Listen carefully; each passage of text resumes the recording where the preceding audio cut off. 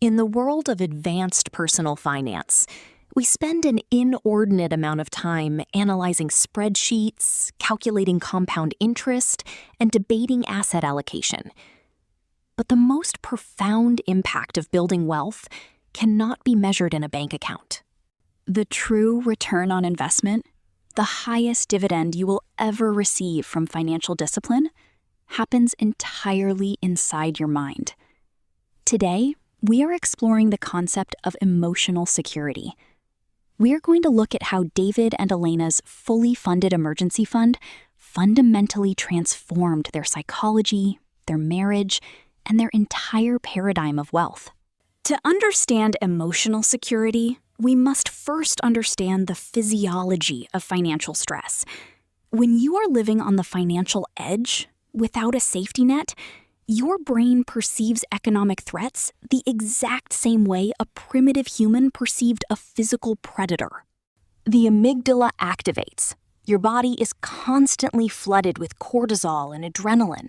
This chronic fight-or-flight state degrades your immune system, shatters your cognitive bandwidth, and makes rational decision-making nearly impossible. Financial fragility is quite literally a physiological toxin. But when David and Elena secured their 6-month emergency fund, the first immediate change they noticed wasn't their net worth. It was the quality of their sleep. Before the safety net, David would wake up at 3 a.m., staring at the ceiling, gripped by existential dread about potential layoffs or medical bills. Now, because the financial architecture is solid, his subconscious mind is finally allowed to rest. Deep, uninterrupted sleep is the ultimate luxury good of the modern era, and they successfully purchased it. This emotional security violently cascades into their professional lives. When you are deeply in debt and lack savings, you are fundamentally subservient to your employer. You tolerate toxic bosses, unreasonable hours, and poor treatment because you are economically terrified of losing your paycheck. A fully funded safety net is what financial experts politely call the walkaway fund. Today, David walks into his corporate office with a different posture. He is no longer negotiating from a place of desperation. Because he knows he can comfortably survive for 6 months without a salary, his confidence skyrockets. This newfound confidence makes him ironically more valuable to his company. He speaks up in meetings, pitches bold ideas, and sets healthy boundaries. He is no longer paralyzed by the fear of making a mistake.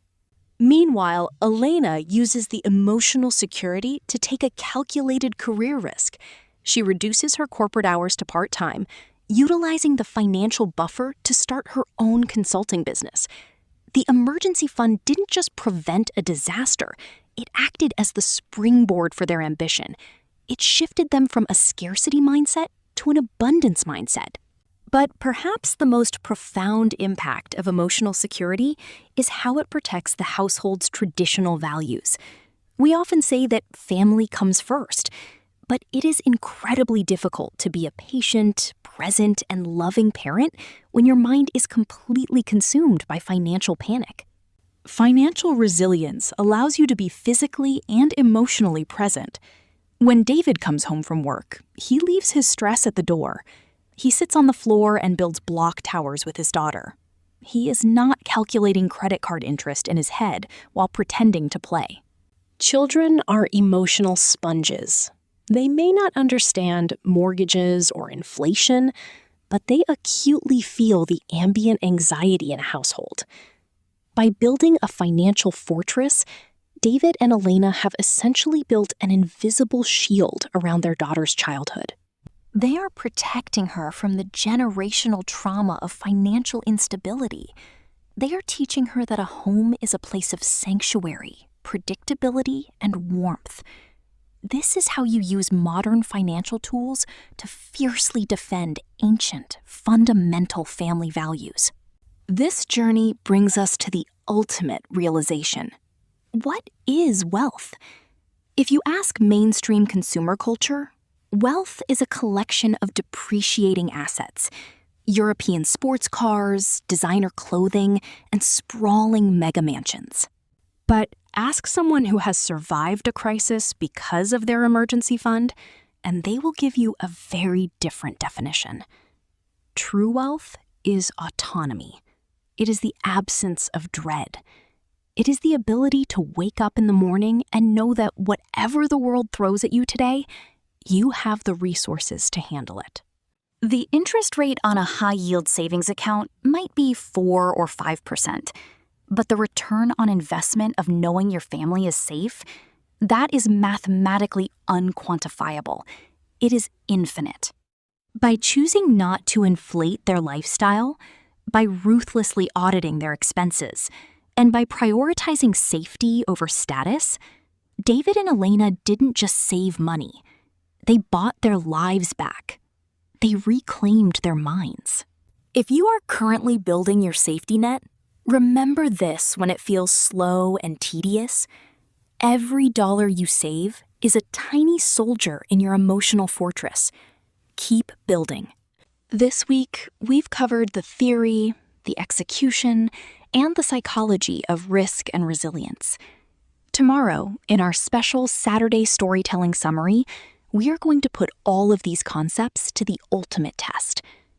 We will watch a cinematic narrative called The Month Everything Went Wrong, following a family through a 30-day gauntlet of job loss, medical scares, and unexpected bills, showing the terrifying alternate realities of living with and without a safety net.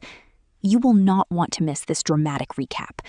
Subscribe to Decode Advanced English on Wealth, and I'll see you tomorrow.